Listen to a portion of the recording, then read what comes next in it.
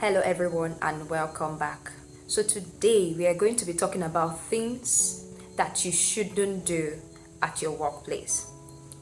Not every attitude and not every character is acceptable in the workplace, and different organizations have different ethics and values that they stand for.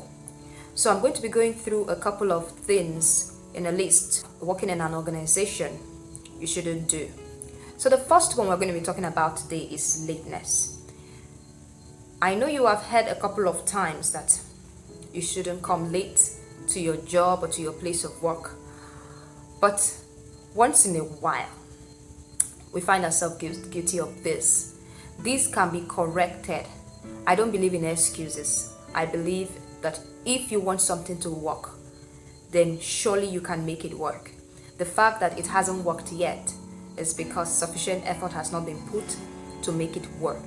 Either efforts to get the right knowledge or the effort or the discipline to just make it work. So lateness, and there are so many ways to overcome lateness. I believe in rising early. And I'm not, let me leave that. I also believe in burning the late night candles, but I also believe that even if you have burnt the late night candles, you should still try to rise early. So late nights are not an excuse for lateness. Yes, we have to burn the late night candles, but that is not an excuse to come late to your work or to your job. The second thing that you should not do at work is chronic absenteeism. For some people, it has become a lifestyle. It has become something they just do. Different excuses. Oh, I'm not feeling fine. The person is just having a catarrh. But because it's already something the person is used to, the person sees nothing wrong in skipping work because he just has catarrh. As a supervisor myself, I've heard several unimaginable excuses. I got called once and like, Ma, please, I want to take excuses. I said, okay, what's the issue? She said, I want to cook for a particular birdie. I'm like, wow. In my head, I was like, wow, you're skipping work to go cook. I allowed her to go because there's a way I lead. I have my own leadership style. But I'm just trying to give an example of many weird things people can take excuse from work for. So the third thing is gossips, side talks, slander. I know sometimes we can just form cliques at work. We just have this particular person we just talk to, or we have this group of people that we just flow with. That's okay. But in everything you do, never find yourself or don't catch yourself speaking evil of the other person, even though the evidence is all clear, even though everybody seems to know that this person is just like that. Don't catch yourself ever speaking evil of anyone. You don't know tomorrow, and the walls have ears. Really, the walls do have ears. So it's not an acceptable behavior. Don't slander, don't speak evil, and no unnecessary side talks, especially about your boss. You know, it's always a juicy conversation to talk about the boss, especially about the boss. So the fourth thing we're going to be talking about is sending in reports late or poor quality reports. So if you are assigned a project, if you are assigned something to do, and the deadline says 4 p.m., try your best. I know for some people, mental power is not something that they have developed, and I would dedicate a video to mental power and how to develop mental power. So for some people, they have not developed mental power. Once they do anything that is mentally draining, in just about 20 minutes, they just get mentally fatigued. I've had it happen. So one of my subordinates, one day I asked her to just do something. It's not difficult, but it requires intense concentration so that you don't muddle things up. I think about one page to it, she just gasped and said, farm. Okay, I'll just use that word because I'm a pharmacist, so sometimes they just call me farm for short. She said, farm, I'm tired, I can't do this. I smiled. I know she's intelligent. I know she can do it. But it has been a long time she had used her brain in that particular way. So there were some obstacles. So I encouraged her and I told her, you can do it. And surely she did. Though it took some time, but I encouraged her and told her, you can do it. I won't help you in this one. You can do it. And she finished it. So even if you have not trained your mental capacity to handle certain things and you find yourself always wanting to get a little more time, and that a little more time, you send your reports late, you send your reports after the deadline. Train your mental capacity to be able to work in a fast-paced environment and get your reports in early, and also the quality of the report should be top-notch. So one of the things you don't want to be doing in the workplace is sending poor quality reports or sending your reports after the deadline for it. So the next thing you don't want to do in your workplace is bribes. I have worked in a certain federal parastatal, and it seemed to be the culture there, even when you don't ask for it. Somebody is coming into the office and has brought a basket of fruits. Do you know me before? No. Why are you bringing a basket of fruits for me? It's a subtle bribe. And even though there are maybe 21 people or files waiting to be attended to, the person just imagines that because of that gift, you would attend to his file faster. Bribery in the workplace or in an organization can come in different form. Be smart enough to pick it. Even flattery. You know, this person is always greeting you. You pass through the first floor, greets you. Comes back the second time, greets you. Again, greets you. Adjusts you. Then finally the person brings, say, madam, there's this thing I want. You just know all those greetings were just, a subtle form of bribe. Okay, so the next thing we don't want to be doing in our workplace is to use ultimatums. Don't threaten anybody, not even your subordinates. Don't say it's as if you want to lose your job. I know sometimes, one of the areas where I have developed and grown in my leadership skills is having people under me. I've always worked with people under me, but I've had more time working. I've had more bosses than I've had subordinates. So I'm in a situation whereby right now I have more subordinates. I've learned patience. I've become a better leader. So you don't use frustrations. Don't express your anger don't yell. Don't use ultimatums. Don't express your frustration. There are better ways to handle things. There are better ways you can just let it slide. Sometimes you pretend you didn't see it, but you saw it. You just be the mature person and you let certain things slide. Or you speak about it later.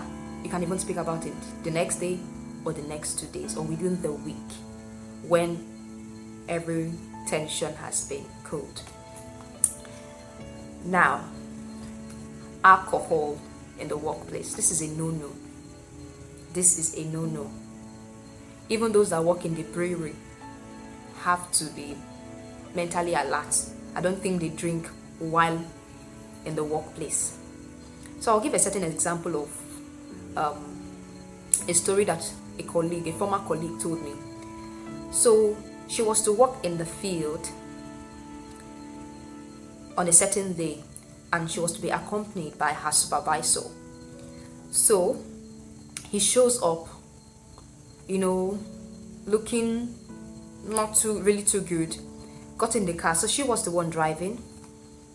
Obviously he was not in a good shape to drive, and he was reeking of alcohol so early in the morning.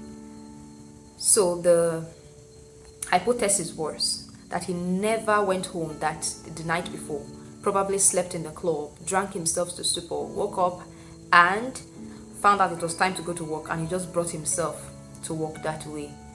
And guess what? He slept off in the car, snoring and reeking of alcohol. That particular incident alone brought him from this to this. It's brought him down in the eyes of his subordinates and everyone who got to hear about what happened there. So even though you drink alcohol, don't come to work with a hangover. Keep your alcohol, your Heinekens and everything, don't bring it to work. Don't put it in the organization's fridge. No.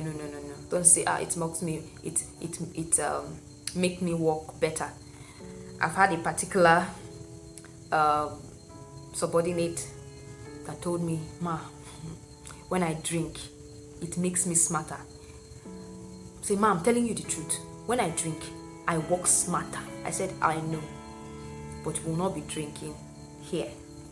So, and he never drank. He drinks during the weekends and everything, but he did not drink on duty. I made sure he did not do that.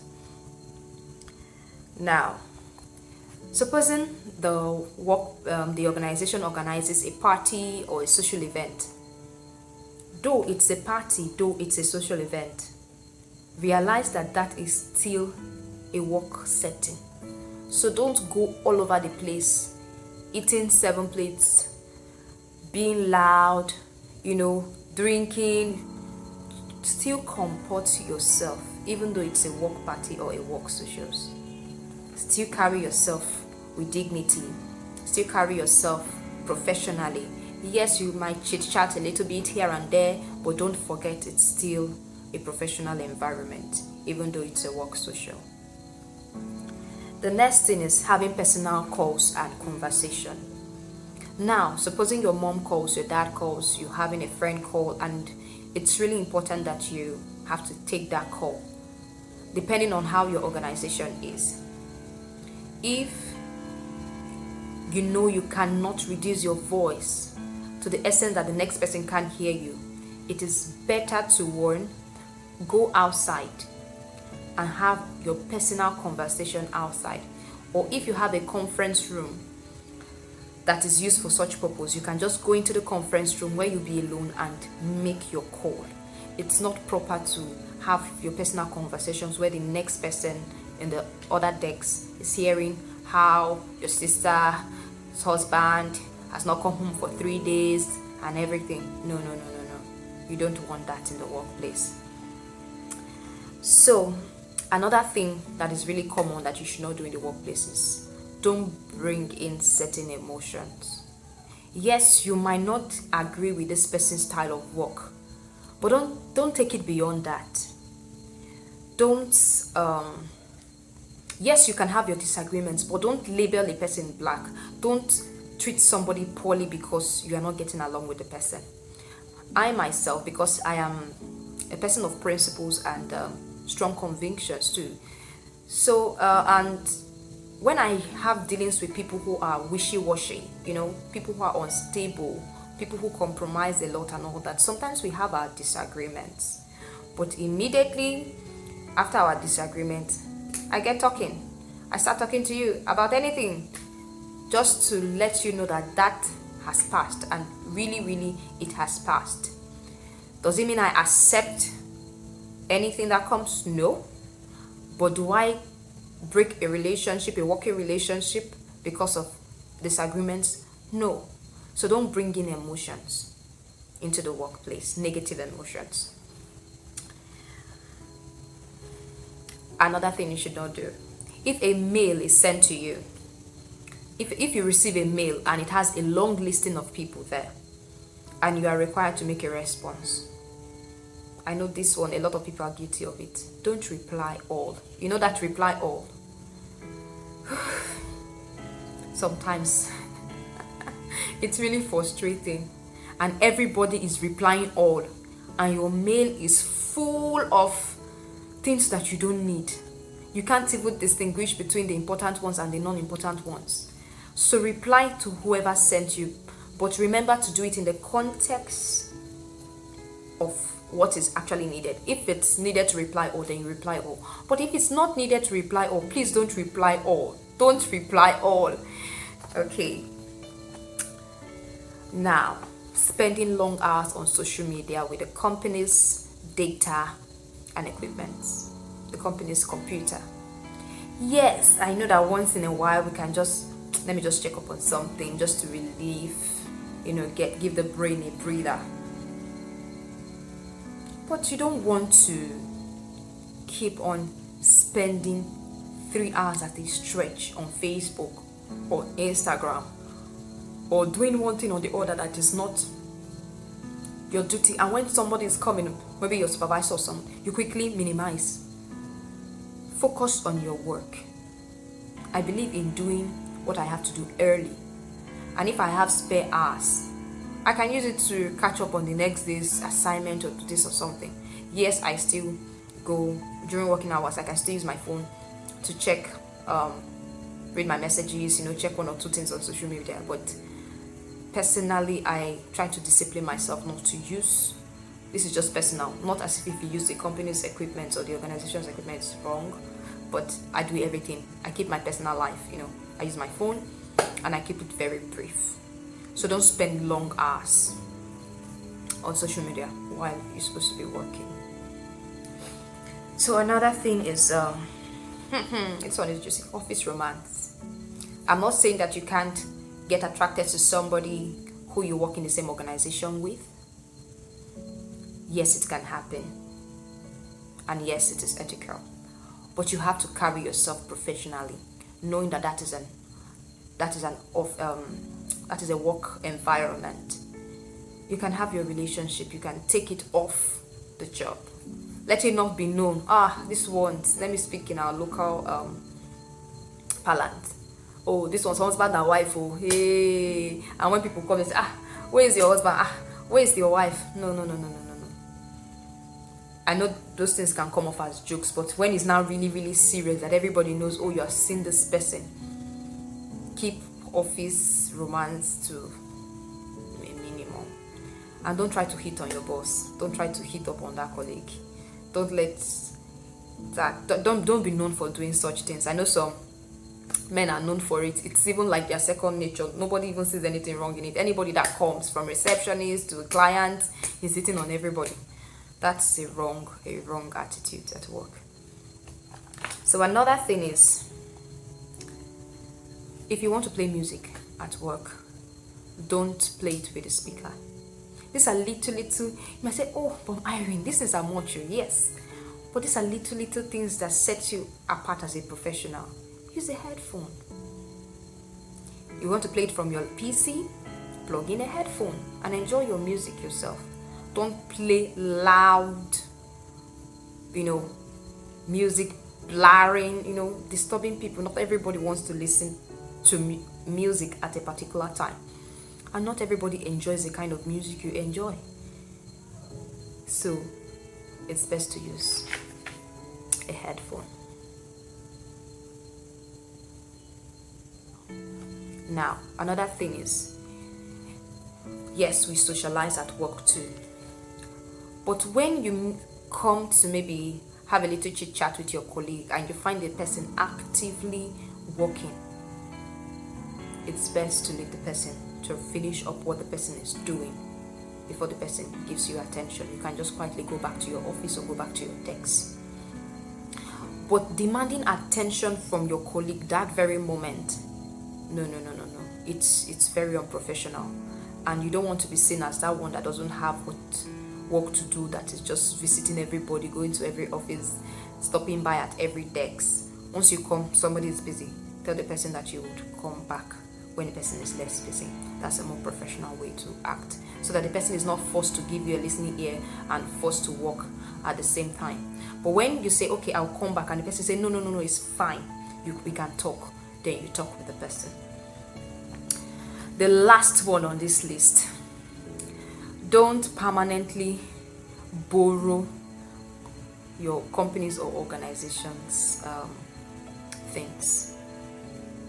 The office stapler should not be in your house. Praise the Lord. And those plain A4 papers, those white ones, don't take them. Don't take more than necessary home. Use whatever you want to use in the office. Don't, pull out like 30 sheets of white and say, I have something I want to use it for at home.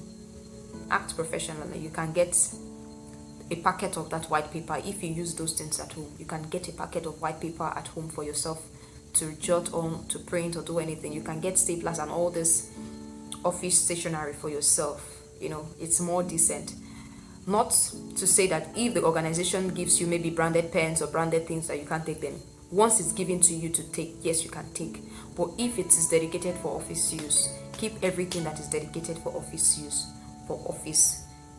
That will be all for today. Thank you for watching up to this point. I am sure you have learned something. If this video was of immense value to you, let me know in the comments section. And please don't forget to give this video a thumbs up. Click on the subscribe button and turn on the notification. Thank you once again. God bless.